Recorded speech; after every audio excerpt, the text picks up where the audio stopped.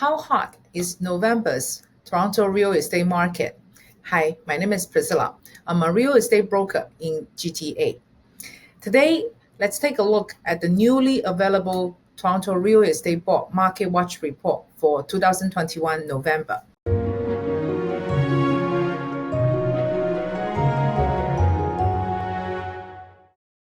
Like in all the previous months, we will look at two charts. The big one is November's performance, and the smaller one is one more month ahead in October. So when we compare the big one to the smaller one, we see month over month change. We study 5 parameters. On each one of them, we see a percentage.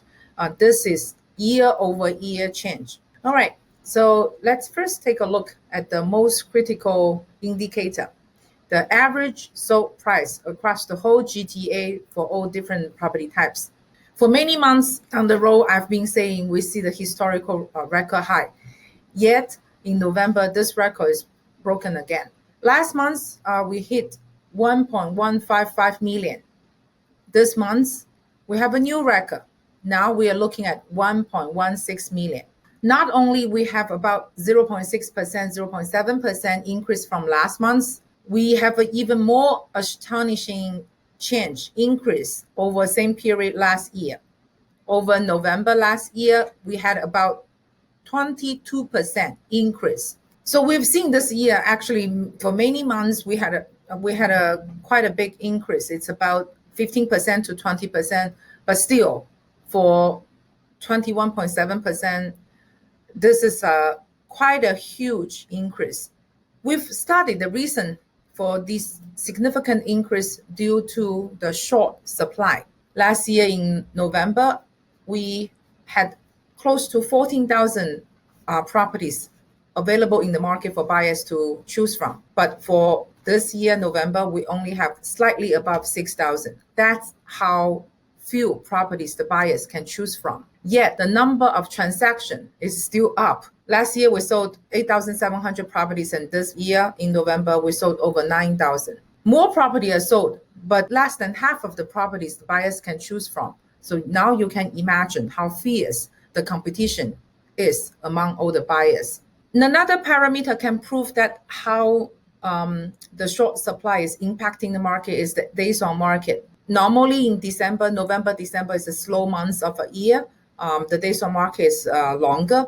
Last year we had 19 days, but November we remain 13 days from last month. So in average, it only takes less than 2 weeks for a property to be bought by a buyer. That's how fast the inventory is flying off the shelf. Some property types are even the competition is more fierce.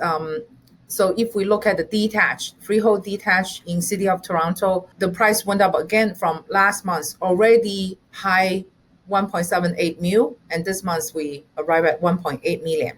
We are agents, so every day we are dealing with buyers and sellers. From what I can see, some of the freehold properties, we can even receive over 20 offers. Buyer has to battle to get their own desirable dream home. Condo apartment is another property type I want to draw your attention. I keep saying condo apartment, especially those in City of Toronto, this is the only buyer-friendly category. At least for this segment, for this property type, the negotiation power for both sides are pretty much equal.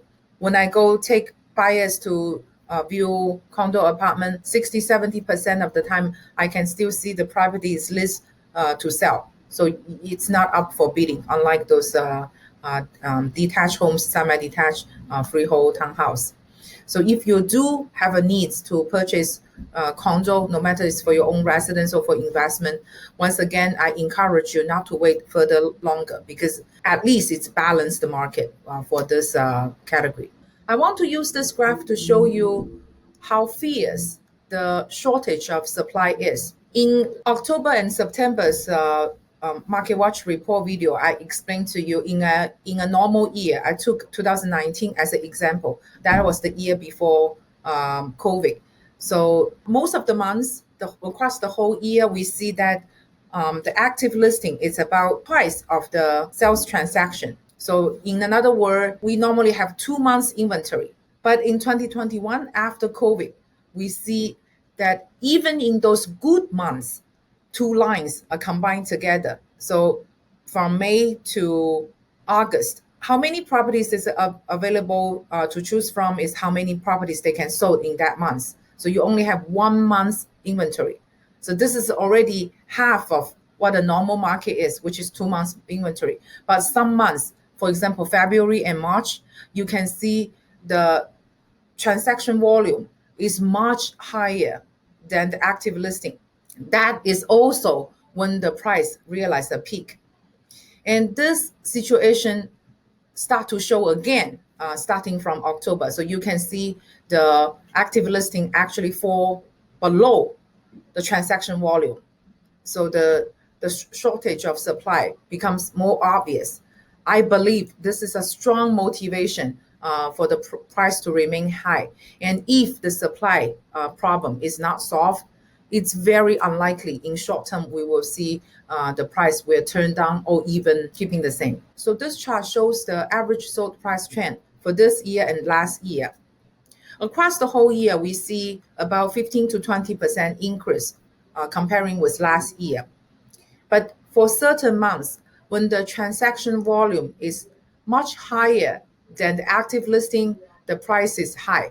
For example, February and March. These are the months the increase is higher than last year. Another, again, because we just mentioned that starting from August, the supply again becomes more fierce, and these are the months that we again have a quite significant increase. I just show this data to try to review my own feeling about future forecasts.